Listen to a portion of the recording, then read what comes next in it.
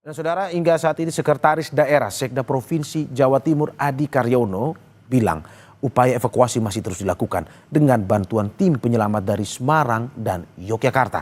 Saat ini fokus penanganan adalah korban yang masih terjebak dan yang sudah di rumah sakit. Kita fokus dulu, kita melanjutkan pencarian penyelamatan yang masih hidup ya. Jadi semalam kita sampai pagi dapat mengevakuasi 11 orang dan kondisinya memang agak kritis, dan kita tadi masih bisa menemukan lagi ada 7 orang lagi yang diperkirakan masih hidup, masih bisa komunikasi, suplai makanan, oksigen. Jadi kali ini kami ingin dengan semua tim yang ada bantuan dari Basarnas dari Semarang ya, kemudian dari Jogja, dan juga BPBD yang dari kabupaten kota, dan peralatan-peralatan dengan damkar kita sudah lagi berusaha, insya Allah sudah ditemukan, tinggal bagaimana mencari jalan itu. Jadi fokus itu. Yang kedua adalah bagaimana kita melayani yang di rumah sakit, yang kemarin sudah 84, ada yang pulang, kemudian ada yang operasi dan sebagainya.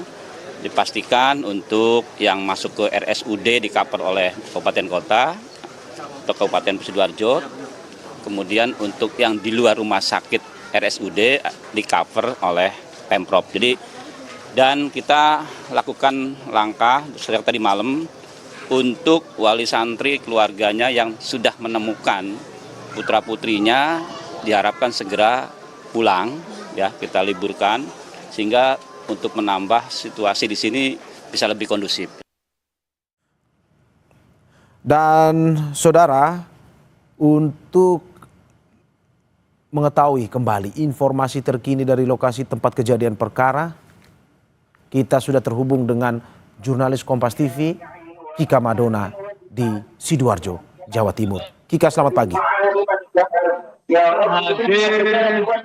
Selamat pagi Kika, Anda bisa mendengar suara saya Kika?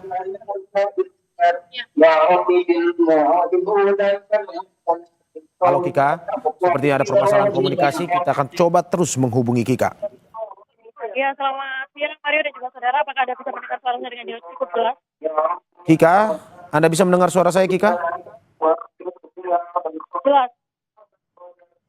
Oke, sepertinya masih bermasalah komunikasinya sambil kita menunggu Kika Madona. Laporannya kita akan melihat lagi kondisi melalui pantauan udara.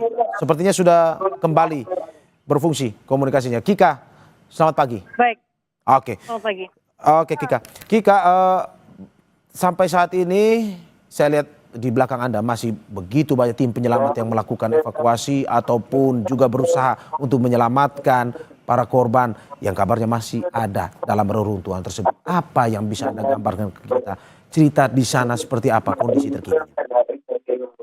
Ya, selamat siang Mario dan juga saudara. Tadi kami juga sempat berbincang dengan Sekda, Sekretaris Daerah Provinsi Jawa Timur Adi Karyono, yang menyatakan bahwa hingga saat ini proses evakuasi juga masih terus berjalan. Bahkan saat ini dari tim Basarnas juga tim SAR juga sudah berhasil menemukan ada total 12 titik yang mana di lokasi tersebut ini ada korban, di 12 korban yang sudah teridentifikasi di lokasi reruntuhan dari pondok pesantren Al-Qazini Sidoarjo, Jawa Timur. Namun meski saat ini untuk titik-titik lokasi tersebut sudah ditemukan, proses evakuasi juga masih terus dilakukan atau diupayakan dan juga kemudian masih terus berjalan. Dari tim SAR ini juga masih mencari jalan untuk bisa menembus dan juga kemudian melakukan evakuasi terhadap sekitar 12 korban yang juga kemudian titiknya sudah ditemukan.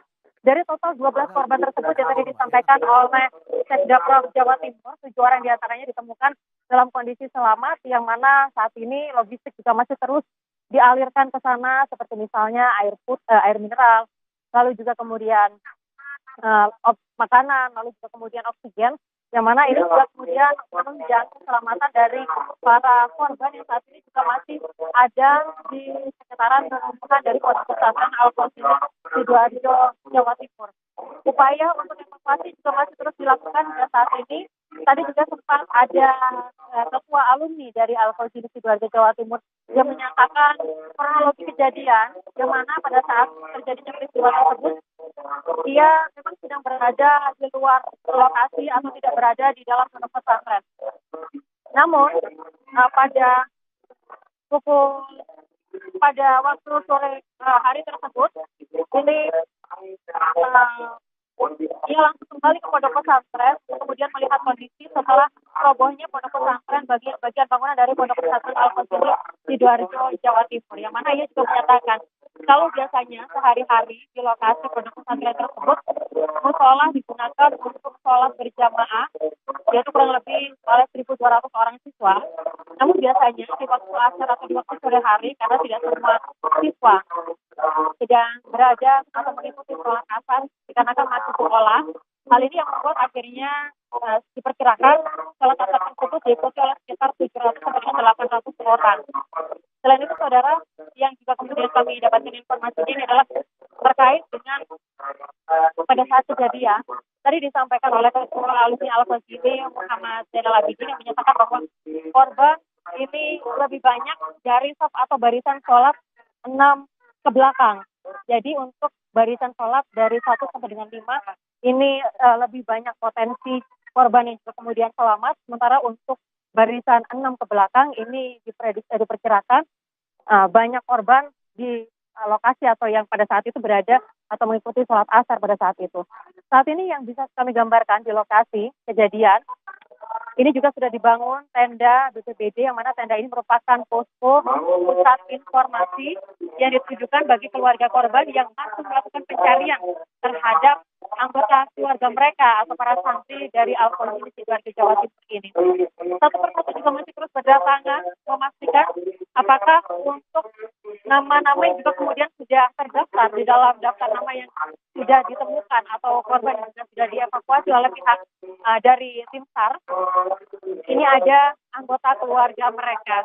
Informasi terbaru yang kami dapatkan, Mario dan juga saudara, untuk hari ini ada 4 orang yang sudah ditemukan dan juga dievakuasi oleh BPBD Provinsi oleh tim SAR yang juga kemudian mendapatkan perawatan secara intensif di 4 rumah sakit yang tersebar di kota Surabaya. Sementara itu, jika ditotal secara keseluruhan, maka total jumlah korban yang telah dievakuasi oleh tim SAR yaitu sebanyak 102 orang korban. Jadi untuk hari ini proses evakuasi juga masih terus berjalan, sampai dengan siang hari ini juga masih terus berjalan. Meski ada 2 alat berat yang juga kemudian disiagakan, namun opsi untuk menggunakan alat berat ini masih belum menjadi prioritas atau belum bisa digunakan secara sepenuhnya, karena memang dikhawatirkan ada bagian dari bangunan yang juga masih cukup rentan sehingga nantinya bisa memicu roboh untuk bagian bangunan yang lainnya, sehingga opsi untuk menggunakan alat berat ini tidak digunakan atau tidak menjadi prioritas untuk proses evakuasi korban pada siang hari ini. Sehingga proses untuk pencarian korban ini dimaksimalkan oleh tim SAR, lalu juga yang menggunakan anjing pelacak, yang mana anjing pelacak ini digunakan untuk membuka jalan dan juga kemudian memastikan apakah akses jalan tersebut dapat dilalui oleh tim petugas yang juga kemudian melakukan proses evakuasi atau masih cukup rentan atau berbahaya, sehingga untuk anjing pelacak ini difungsikan dan juga dimaksimalkan untuk melakukan upaya pencarian korban yang hingga saat ini juga masih terus berlangsung. Demikian, Mario. Oke, Kika, tadi ada pernyataan bahwa bahkan tim penyelamat itu tidak hanya berasal dari Jawa Timur, tapi didatangkan dari Jawa Tengah dan juga Yogyakarta. Bagaimana Anda menggambarkan jumlah tim penyelamat yang begitu banyak ini harus masuk ke dalam sebuah reruntuhan ponpes untuk bisa menyelamatkan mereka yang masih terjebak? Sepadat apa runtuhnya ponpes tersebut, dan apakah memang hingga saat ini harus mereka yang memiliki pengalaman atau tim penyelamat khusus yang untuk melakukan evakuasi tersebut? Ya, Mari dan juga saudara, jadi memang tim ahli bangunan saat ini juga diterjunkan untuk melakukan proses evakuasi, karena dikhawatirkan untuk bangunan atau konstruksi bangunan ini masih belum cukup kuat, meskipun kemarin juga sempat roboh. Ini dikhawatirkan hal tersebut kemudian kembali terjadi, sehingga mengkhawatirkan baik itu keluarga santri maupun warga sekitar. Jadi harus berjaga-jaga sampai dengan saat ini juga masih belum belum banyak yang bisa mengakses atau bisa datang selain petugas yang juga kemudian melakukan proses evakuasi pada siang hari ini. Dan untuk proses evakuasi hari ini seperti yang Anda sampaikan tadi Mario dan juga saudara, bahwa memang untuk proses evakuasi ini berlangsung tidak hanya melibatkan warga Jawa Timur saja atau tim dari Jawa Timur saja, tetapi juga dari Semarang dan juga sejumlah daerah yang ada di Indonesia. Harapannya proses evakuasi ini bisa berlangsung dengan cepat sehingga keluarga bisa mendapatkan kepastian terkait dengan korban yang saat ini diperkirakan masih terjebak di dalam bagian gedung. Sehingga harapannya proses ini bisa berjalan dengan lancar sampai dengan siang hari ini. Karena kalau kita mengutip pernyataan dari Wakil Gubernur Jawa Timur Emil Elisya Sadar dan juga Gubernur Jawa Timur Kofifa Indar Parawansa pada saat mereka mengunjungi lokasi atau tempat kejadian perkara pada hari Senin kemarin, bahwa untuk proses evakuasi ini masih akan terus dilakukan. Artinya masih akan terus berjalan sampai korban ditemukan sepenuhnya. Sehingga proses evakuasi juga masih akan terus berlangsung bahkan sampai saat ini. Keluarga juga masih banyak yang menanti Mario dan juga saudara. Harapannya memang untuk anggota keluarga mereka bisa segera ditemukan apapun kondisinya. Yang harapannya adalah kondisinya baik, selamat, dan juga kemudian bisa kembali berkumpul dengan anggota keluarga yang lain. Karena tadi juga sempat disampaikan oleh ketua alumni dari Al-Qazini atau Pondok Pesantren Al-Qazini di Buturan Sidoarjo ini, bahwa kurang lebih siswa santri yang ada di Pondok Pesantren Al-Qazini ini sekitar 1.200 orang. Nah, biasanya di sore hari aktivitas salat asar berjamaah ini diikuti oleh sekitar 700 sampai dengan 800 orang. Jadi harapannya untuk korban ini bisa segera ditemukan dan anggota keluarga juga bisa mendapatkan informasi yang sejelas-jelasnya terkait dengan bagaimana kelanjutan dari peristiwa ini. Hari ini informasi yang kami terima setelah tadi pagi juga sempat hadir di sini untuk meninjau langsung bagaimana kondisi bangunan. Mario dan juga saudara, Ketua Umum PBNU yaitu Yahya Khalil Stakuf yang tadi juga sempat melihat langsung bagaimana kondisi bangunan. Memang kalau kita melihat kondisi bangunan dari sisi sebelah samping, untuk bangunan ini rencananya akan dibangun setinggi 3 lantai. Nah, pada saat itu bangunan ini sudah ada atau sudah dibangun, proses pembangunannya sudah berjalan sejak 1 tahun yang lalu. Jadi tinggal finishing pada bagian atapnya. Namun kemudian ada sebuah peristiwa yaitu insiden robohnya Pondok Pesantren Al-Qazini yang terjadi pada hari Senin kemarin pada sekitar pukul 3 sore.